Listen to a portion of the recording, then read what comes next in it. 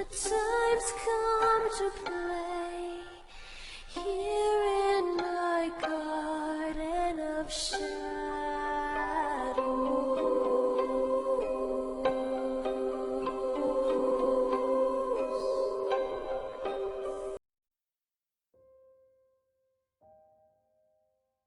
Hello, I'm Runia, aka Media Adaptation, and welcome back to Moderation while Minutes for a Game. And it's Wednesday, so that means it's time for more webcomics. I'm still a bit under the weather, so we're just going to go ahead and use our last video of Apocalyptic Horseplay. Next week we'll probably do something else like Glitch or something, but we should probably start adding this one more to the thing, because getting a lot of the episodes done at once really helps when, well, things go downhill, which pretty much sums up the past couple months. But anyway, let's get started. Oh Lord, what is it? What do you see?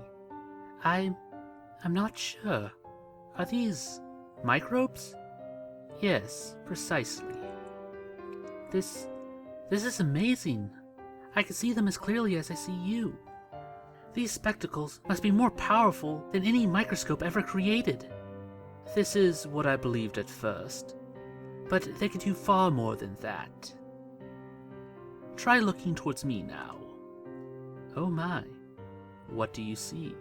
I can see through you. Your organs, your brains, your cells. Yes, right down to my very molecules, I imagine. I used them to look around during the council hearing. I could see everything. Magnetic energy, ectoplasmic residue, even some invisible octopus wrapped around Professor Zahn. These goggles do not just enlarge things, my dear. They reveal the unseen. You mean, will this contraption allow us to see the horsemen? See for yourself. This was a picture taken during the Great War by a young man who swore he saw a cloaked figure roaming over the battlefield.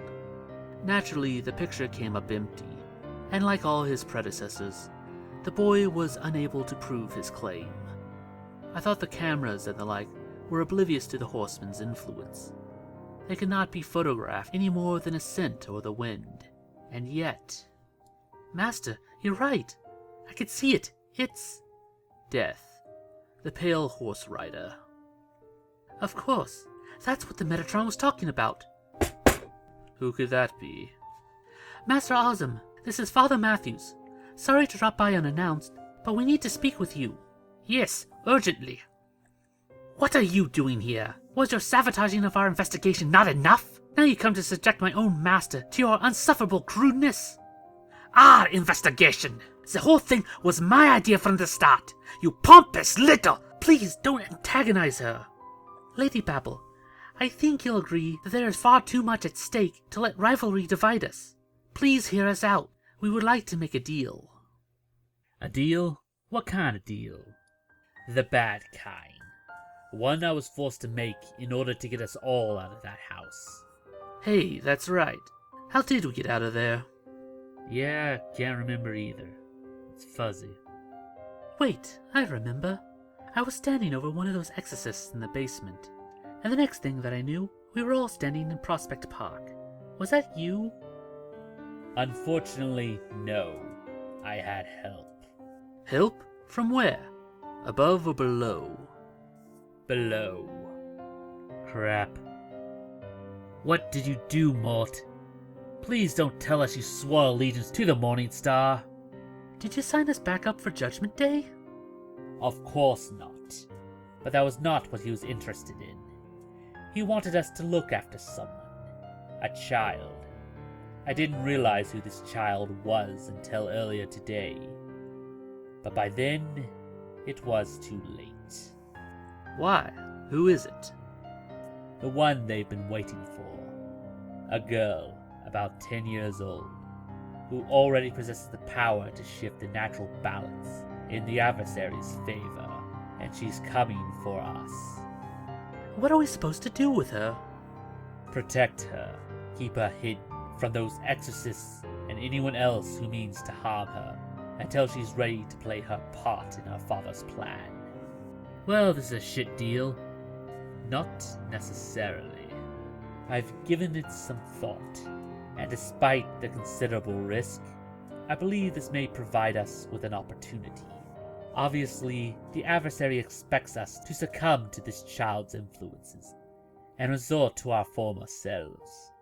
That's the only reason behind his bargain. But despite her dark heritage, the child is still half human, which means she could fall victim to our influence as well. Are you suggesting we kill her? No, that would be breaking the deal. I'm suggesting we stray her instead. Like the rest of us, the child has free will. Perhaps if we indoctrinate her against her father's values while in our care, she may choose to foil his plans when the time comes and prevent the apocalypse. I know it's a long shot, but with our combined efforts, I do believe it can be done. I guess, but that's awfully risky. Do we even have a choice? We did. We had a choice, but Mort made it for us.